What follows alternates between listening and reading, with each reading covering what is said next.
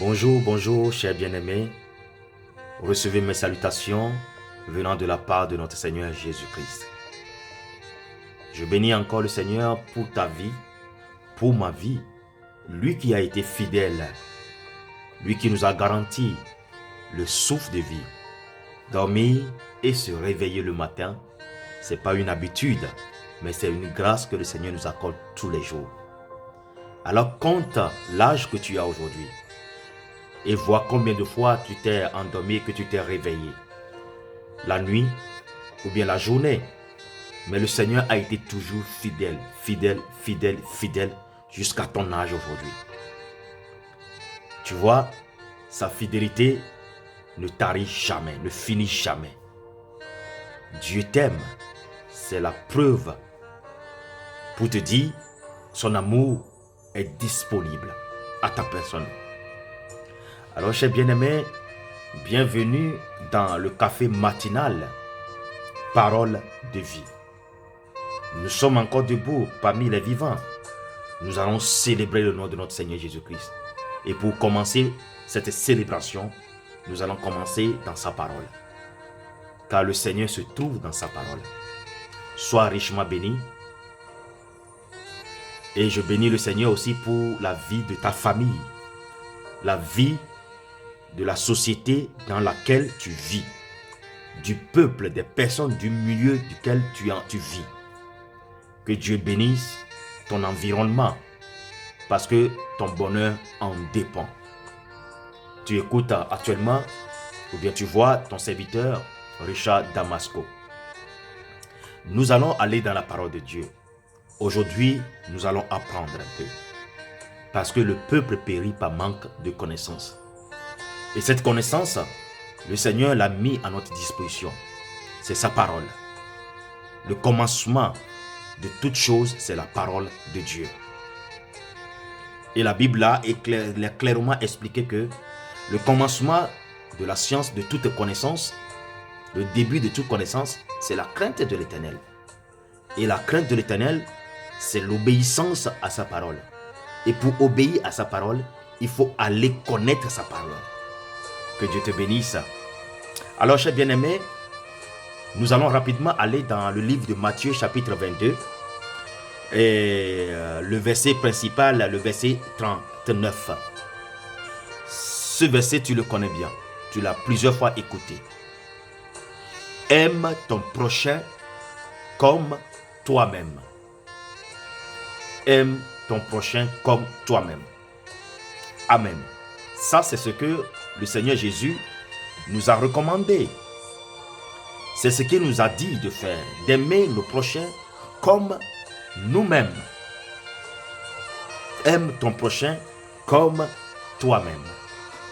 Chers bien-aimés, c'est par la suite d'une question que les pharisiens ont posé les docteurs de la loi, ceux qui connaissent la loi, ceux qui connaissent la parole de Dieu. C'est une question qu'ils ont posée à notre Seigneur Jésus-Christ en disant ceci. Au verset 36, ils disent: Maître, quel est le plus grand commandement de la loi? Parce que eux, ils connaissent la loi. Eux, ils connaissent les coins, les détours de la loi. Ils ont étudié la loi. Ils connaissent la parole de Dieu, la loi de Moïse, les commandements de Dieu. Alors, ils sont venus vers Jésus. Et pour eux, Jésus n'est pas le Messie. Et pour le tenter, pour le mesurer, ils sont venus vers Jésus. Ils ont dit: quel est le plus grand des commandements de la loi? Puisqu'ils maîtrisaient la loi. Alors Jésus-Christ leur répondit: tu aimeras ton Seigneur, tu aimeras le Seigneur ton Dieu de tout ton cœur, de toute ton âme et de toute ta pensée. C'est ce qu'il a dit premièrement. Tu aimeras le Seigneur ton Dieu de tout ton cœur, de toute ton âme et de toute ta pensée. Et il continue en disant, c'est le premier et le plus grand commandement. Et voici le second, qui est semblable. Il a bien précisé qu'il est semblable au premier. Tu aimeras ton prochain comme toi-même. Ça veut dire que entre le fait d'aimer Dieu de tout son cœur, de toute son âme et de toutes ses pensées, n'est pas différent d'aimer son prochain comme soi-même. Il dit, ça lui est semblable.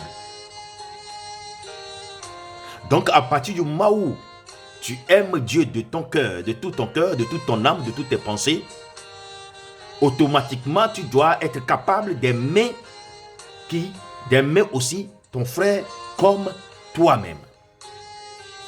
Mais vous allez voir, parce que eux, la question qu'ils ont posée, ils ont demandé le plus grand commandement de qui? De la loi. Puisque ils vivaient le temps de la loi. Alors cette question d'aimer ton prochain comme toi-même ne vient pas de la nouvelle alliance, ne vient pas seulement de la grâce. Même dans la loi, il y avait ce commandement qui est d'aimer son frère comme soi-même.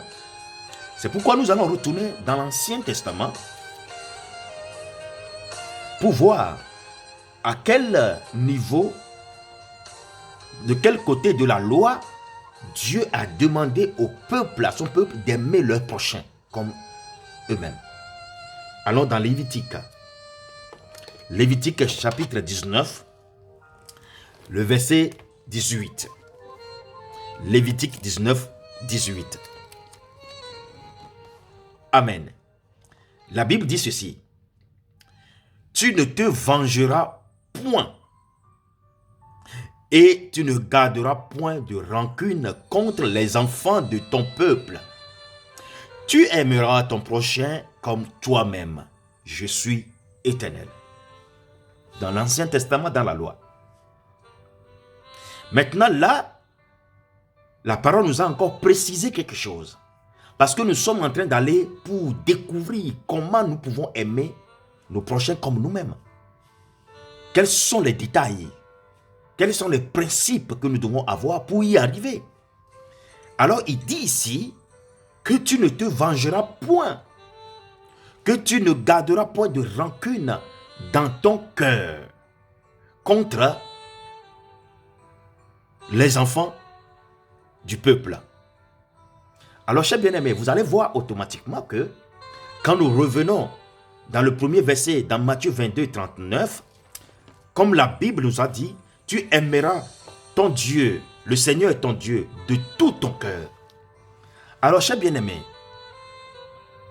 quand tu as la haine dans ton cœur, le tout de ton cœur ne peut pas aimer Dieu. Puisque la haine est conçue dans le cœur. C'est pourquoi il dit ici que tu ne haïras point, tu ne garderas point de rancune. Quand tu gardes la rancune dans ton cœur, donc le tout de ton cœur ne peut pas aimer Dieu. Puisqu'il y a une partie qui est consacrée à la haine, à la rancune. Alors où se trouve le tout de ton cœur? Car la Bible nous dit, tu aimeras le Seigneur ton Dieu de tout ton cœur. Mais là, quand tu as la haine, quand tu as la rancune dans le cœur, le tout de ton cœur n'est pas à Dieu. Ne peut pas aimer Dieu. Alors qu'est-ce qui nous empêche ici? Ce que nous comprenons, qu'est-ce qui nous empêche à aimer Dieu de tous nos cœurs? C'est parce que dans nos cœurs, nous avons des rancunes. Nous avons la vengeance. Alléluia. Alors pour y arriver à aimer Dieu de tout ton cœur, il va falloir que tu vides ton cœur, une partie de ton cœur, de la rancune. Tu vides une partie de ton cœur de la vengeance. Là, ton cœur serait totalement disponible pour aimer totalement ton Dieu. Et il continue en disant, tu aimeras le Seigneur ton Dieu de toute ton âme. Bien-aimé, de toute ton âme. Si tu conçois la chute et l'échec de ton frère dans ton âme, au fond de toi, tu attends que ton frère tombe pour que toi, tu sois proclamé le juste. Dans ton âme, tu bâtis dans ton âme et tu espères que l'autre, quand il va tomber, et toi tu vas avoir de promotion. Comment tu peux aimer ton Dieu de toute ton âme? Le tout de ton âme n'est pas disponible quand tu commences par méditer, commences par construire dans ton âme l'échec de ton frère, la faillite de ton frère, la honte de ton frère. Il y a des gens, même dans l'église, quand leur frère tombe dans le péché, ça leur fait leur gloire. Ça leur fait leur promotion. Et ce qu'ils espèrent pour rentrer dans leur promotion, c'est le chèque de leur frère, de leur soeur, de leur propre soeur en Christ. Et vous allez voir que si un frère ou bien une soeur tombe dans le péché, les grands promoteurs, les grandes personnes qui font la publicité, la publication de ce péché, c'est les propres frères en Christ et les propres sœurs en Christ. Qui se donnent au colportage, au murmure, pour mépriser ce frère qui est tombé dans le péché. Pour mépriser, pour écraser cette sœur qui est tombée dans le péché. Nous sommes incapables de couvrir le péché de notre frère, de notre sœur.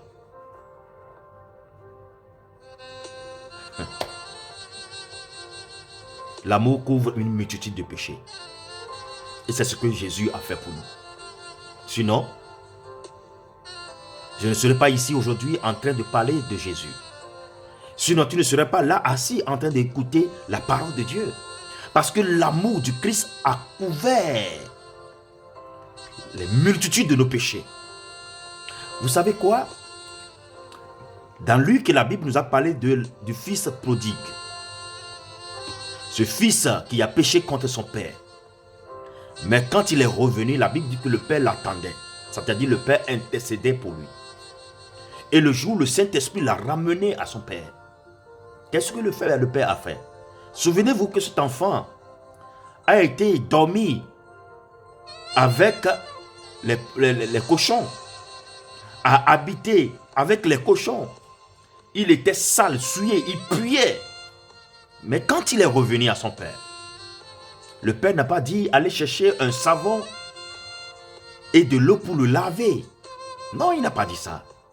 Il a dit allez chercher la plus belle robe et venez couvrir mon fils.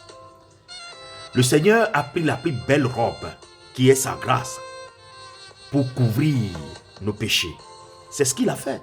Il n'a pas pris le temps de nous laver. Il n'a pas dit allez le laver, il pue. Allez le laver, il sent mauvais. Allez le laver, il est trop sale. Non, il a dit amenez la plus belle robe. La plus belle robe dans le royaume des cieux, c'est la grâce. Et c'est cette grâce que le Seigneur a pris pour couvrir nos péchés, qui sont la saleté de notre vie. C'est pourquoi nous sommes là. Mais aujourd'hui, nous les chrétiens, nous n'arrivons pas à couvrir le péché de nos frères. Je ne dis pas qu'il faut être complice du péché de l'autre. C'est ce que la raison qu'on se donne. Moi, je ne vais pas être complice de ce qu'il a fait. Parce que Dieu a dit, ne vous asseyez pas avec les mauvais. C'est ce que Dieu a dit, il ne faut pas être en compagnie des moqueurs, des pécheurs. Non, non, non. Dieu connaît ton cœur. Ce que tu veux, c'est que l'autre soit honni. C'est que l'autre soit méprisé. C'est que l'autre soit chuté devant tout le monde. C'est que tout le monde sache qu'il n'est pas ce qu'il dit être. Il est pécheur. Et c'est là où tu trouves ta gloire. Tu n'as rien d'enfant de Dieu. Amen. Maintenant, je reviens. Il dit, quand tu dois aimer ton Dieu, tu aimes ton Seigneur, ton Dieu, de toute ton âme. Mais voilà que ton âme est en train de méditer la chute, en train de concevoir la chute de l'autre. Où se trouve le tout de ton âme qui doit aimer Dieu? Le tout n'est pas disponible pour aimer Dieu. Il y a une partie qui médite la perte des autres, alors tu n'es pas dans le commandement qu'il faut, qui est d'aimer ton Dieu de toute ton âme. Il dit, et de toute ta pensée. Mais dans ta pensée, tu es le seul qui est au courant. Dans ta pensée, quand tu es devant ton frère, quand tu es devant ta soeur, toi, serviteur de Dieu et apôtre, toi, serviteur de Dieu, toi, serviteur de Dieu, prophète, toi, serviteur de Dieu, évangéliste, pasteur, docteur, toi, je parle de toi. Quand tu es devant ton frère, dans tes pensées, quand tu lui parles, qu'est-ce que tu as dans tes pensées? Est-ce que tu as vraiment l'amour dont Dieu parle?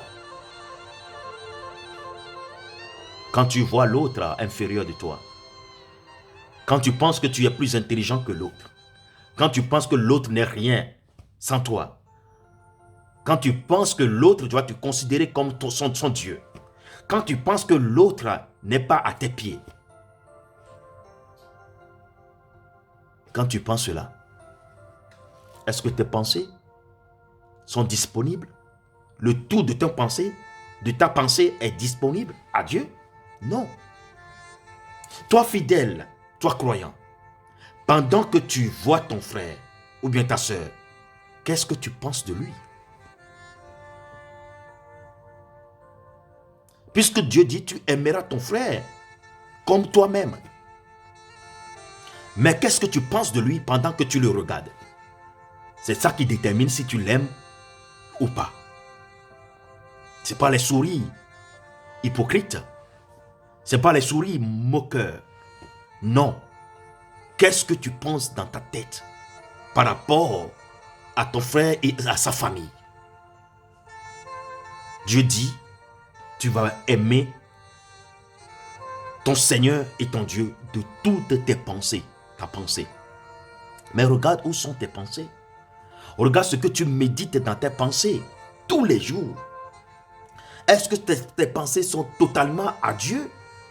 Est-ce que tu aimes, tu pourras aimer ton Dieu de toutes tes pensées si la pensée, une partie de ta pensée est en train de méditer la complicité, la chute, la haine, est en train de méditer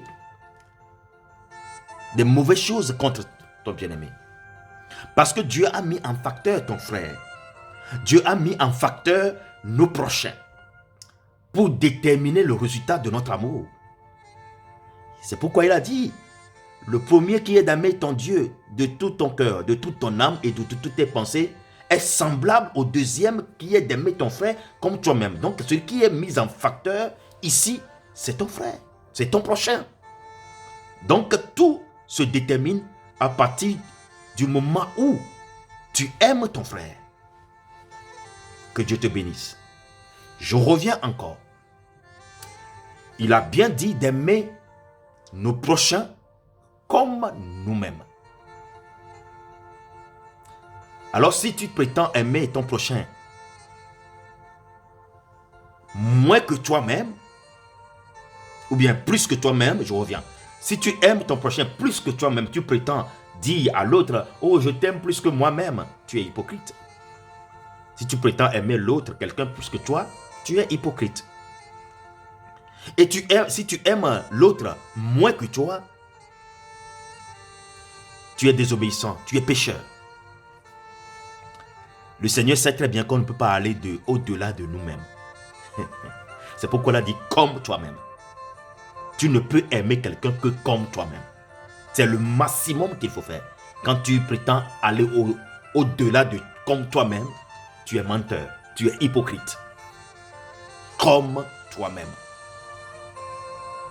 Mais maintenant, comment nous pouvons aimer quelqu'un comme nous-mêmes ou bien comment tu peux aimer quelqu'un comme toi-même si tu ne t'aimes pas toi-même? C'est aussi un problème. Combien sommes-nous? On ne s'aime pas. On n'est pas content de ce que nous sommes. On n'est pas content de notre forme. On n'est pas content de notre visage. On n'est pas content de notre poitrine. On n'est pas content de notre... je ne sais pas quoi. Et aujourd'hui, avec la nouvelle technologie, l'homme est en train de se réparer. On se crée des choses nouvelles sur notre personne. Je peux vous dire une chose. Quelqu'un qui est allé faire l'esthétique, qui est allé gonfler quoi? Ses lèvres, qui est allé gonfler ses fesses, qui est allé gonfler sa poitrine. Moi, pour moi, c'est quelqu'un qui ne s'aime pas. Quand cette personne se voit devant les miroirs, elle ne s'aime pas. Tu n'arrives pas à t'aimer toi-même. C'est pourquoi tu as honte de ta forme, tu as honte de ta personne. Mais si tu es à ce niveau où tu ne t'aimes pas toi-même, comment tu peux aimer les autres? Aujourd'hui, nous allons voir des jeunes qui se livrent à la drogue. C'est des gens qui ne s'aiment pas eux-mêmes. Moi, je me rappelle bien, je vais vous dire une chose. Quand j'étais adolescent, je faisais mes crises d'adolescence. Waouh, j'en ai eu vraiment.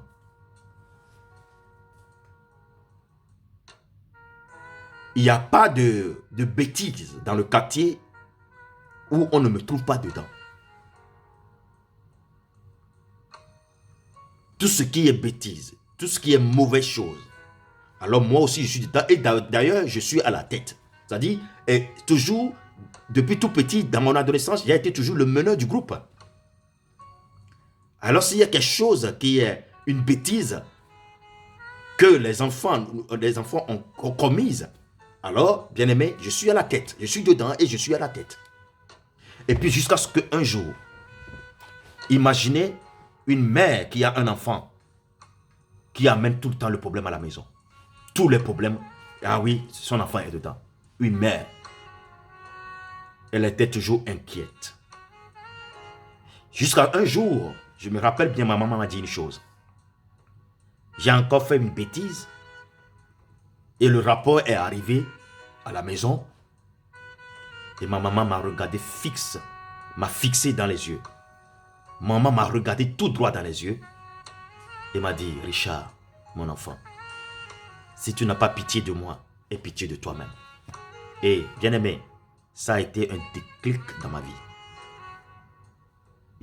Elle m'a dit, Richard, mon enfant, si tu n'as pas pitié de moi, qui est de moi, ta mère, aie pitié de toi-même.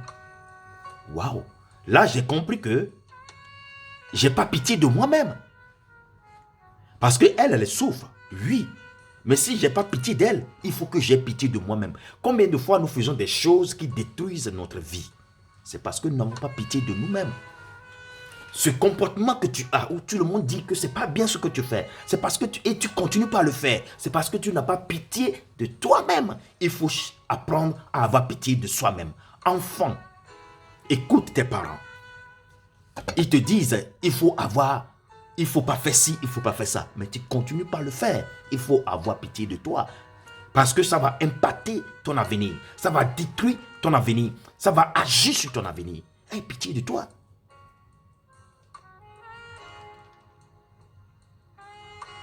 Combien de fois on fait des choses, on se comporte d'une manière où après ça nous amène le malheur. Ne fais pas ça. Ne fais pas ci. Mais tu ne continues pas à le faire parce que la chair, tu as l'envie de la chair. Tu ne continues pas à faire des choses. Je ne veux pas les énumérer, mais tu le connais. Mais c'est parce que tu n'as pas pitié de toi-même. C'est parce que tu ne t'aimes pas toi-même.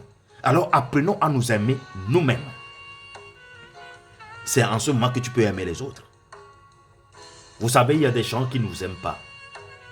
Et il y a des gens qui ne vous connaissent pas, mais au premier vue, ils ne vous aiment pas. Vous ne savez même pas qu'est-ce que vous leur avez fait. Mais ils ne vous aiment pas. Et quand vous les voyez, ils sont en train de parler avec vous. L'hypocrisie est dans leurs yeux. Ça se voit tout de suite. Mais ils ne vous aiment pas. Mais vous ne leur avez rien fait de mauvais, mais ils ne vous aiment pas. Tu sais pourquoi? C'est parce qu'ils manquent de l'amour. C'est parce qu'ils ne s'aiment pas eux-mêmes. Mais ils sont là. Ils s'appellent les serviteurs de Dieu. Ils sont là. Ils s'appellent les chrétiens. Ils sont là. Ils s'appellent je ne sais pas quoi. Ils ne s'aiment pas eux-mêmes. Alors ils ne peuvent pas déterminer comment aimer l'autre. Puisqu'ils n'ont pas la référence de comment arriver à aimer l'autre. Et la référence, c'est toi-même. Aime-toi toi-même. Cher bien-aimé, aime-toi toi-même. Vous savez, si tu t'aimes toi-même, tu vas arriver à aimer les autres. Mais la société nous a appris que si tu t'aimes toi-même, tu serais égoïste, tu ne peux pas aimer les autres. C'est faux. C'est ce que la Bible nous dit. Si tu aimes toi-même, comme il faudrait t'aimer toi-même, tu arriveras à aimer facilement les autres. Je te dis une chose, Dieu nous amène très loin. Il est en train de nous amener très loin avec ce verset. Si tu arrives vraiment, réellement à t'aimer toi-même, ça serait plus facile d'aimer les autres. Pourquoi? Parce que si tu aimes toi-même, tu vas chercher ta propre sécurité. Donc ça veut dire que quand tu vis au milieu d'une société, si tu aimes toi-même, tu vas arriver à avoir de bons comportements pour assurer ta sécurité au milieu des autres, de tes frères. Si tu aimes toi-même, tu vas chercher à vivre heureusement, à vivre l'atmosphère, à vivre au milieu du vent, de quelque chose qui est vivable. Si tu aimes toi-même, tu vas vouloir vivre une atmosphère heureuse. Alors, tu vas chercher à aimer les gens qui sont autour de toi. Tu vas chercher à faire du bien aux gens qui sont autour de toi. Et là, eux aussi, ils vont t'apporter l'amour. Ils vont t'aimer. En ce moment, toi, tu vas sentir que ton atmosphère est vivable. C'est parce que tu aimes toi-même. Tu cherches à vivre dans un milieu aimant. Dans un milieu aimable. Autant pour moi. Donc, c'est là où nous déterminons la façon dont nous nous aimons. Si tu aimes toi-même, tu vas vouloir créer autour de toi le bonheur. Ta femme, tes enfants, tes amis, la société dans laquelle tu vis. Tu vas vouloir créer le bonheur autour de toi. C'est parce que tu t'aimes, tu aimes toi-même. Et c'est pourquoi tu veux vivre dans un milieu qui t'aime aussi. Et c'est là où tu vas manifester l'amour envers les autres pour gagner leur amour. Tout ça là, c'est parce que tu t'aimes et tu veux vivre dans un milieu qui est rempli d'amour. Et quand les gens te sourient, les gens t'aiment, alors tu te sens bien. C'est parce qu'à la base, tu t'aimais et tu as créé l'atmosphère d'amour autour de toi, dans le cœur des autres. Vous voyez là où Dieu nous amène. Que Dieu vous bénisse. Commençons par nous aimer nous-mêmes. Là, nous allons nous aimer nous-mêmes réellement. Pas remplir nos cœurs d'égoïsme. Commençons par nous aimer nous-mêmes. Quand tu t'aimes toi-même, tu vas vouloir vivre dans un milieu rempli d'amour. Et c'est là où tu crées l'amour dans le cœur des autres, dans le cœur de la société au milieu de laquelle tu vis. Et c'est là où tu te sens bien. Quand tu t'aimes toi-même, ta sécurité te préoccupe. Et pour y arriver, pour garantir ta sécurité, tu vas agir. Tu vas bien agir dans la vie des autres pour te sentir bien en sécurité. C'est ça, aimer soi-même et aimer l'autre comme tu t'aimes. Que Dieu te bénisse, ma chère bien-aimée. Aujourd'hui, on n'a plus du temps, c'est le week-end. Je suppose que on a assez de temps aussi pour écouter Dieu. Qui a quitté sa parole. La Bible nous dit, il ne faut pas garder la rancune dans ton cœur. Il ne faut pas avoir la vengeance dans ton cœur. Parce que ce cœur, c'est ce cœur avec lequel Dieu veut que tu l'aimes totalement, de tout ton cœur. Dans ton âme, il ne faut pas méditer la perte des autres, la chute des autres, parce que c'est le total de ton âme que Dieu veut. Dans tes pensées, ne programme pas la méchanceté. Parce que Dieu veut que tu l'aimes avec toute ta pensée. Le total de ta pensée, le tout de ton passé, de ta pensée. Que Dieu te bénisse. Shalom à toi. Aujourd'hui, nous demandons au Saint-Esprit de nous aider à nous aimer nous-mêmes et à aimer les autres. C'est quand nous arrivons à nous aimer nous-mêmes réellement, c'est là où on arrive à aimer les autres. Quand tu vois ton prochain, qu'est-ce que tu penses de lui? Quand tu vois ton prochain, qu'est-ce que tu médites dans ton cœur? Quand tu vois ton prochain, qu'est-ce que tu souhaites dans ton âme? C'est là où Dieu veut en venir. Seigneur Jésus, j'ai écouté ta parole et ta parole est vérité. Elle m'a touché, elle m'a transformé. Je veux m'aimer moi-même. Et c'est là où je peux partir, je peux avoir la facilité d'aimer les autres. Je ne veux plus me détester, je ne veux plus me haïr. Je m'accepte tel que tu m'as créé. Et je sais que tu m'as créé en ton image. Remplis mon cœur de cet amour à ma personne. Pas cet amour qui est l'amour rempli d'orgueil, rempli d'hypocrisie. Non, je veux réellement aimer de l'amour qui vient de toi. Je veux réellement m'aimer de l'amour qui vient de toi. Et c'est là où j'aurai la possibilité, la capacité, la facilité d'aimer aussi mon prochain comme moi-même. Aide-moi à être auprès de toi en tout temps et en tout lieu. Je veux puiser en toi l'amour que tu nous as démontré sur la croix. Je veux pouvoir aimer mes prochains, mais les autres comme moi-même. Aide-moi, car j'ai compris que pour commencer, il faut que je m'aime moi-même. Merci Seigneur, car je sais que tout ce que je demande avec foi, je le reçois. Et dès maintenant, je crois que je l'ai reçu. Et c'est en ce moment que je l'ai vu s'accomplir. Dans les jours à venir, je veux voir s'accomplir dans ma vie cet amour en moi et aussi pour les autres. Au nom de Jésus, j'ai ainsi prié. Amen. Amen et Amen. Cher bien-aimé, que je te bénisse. Bon week-end à toi et à toute ta famille. Shalom, shalom, shalom.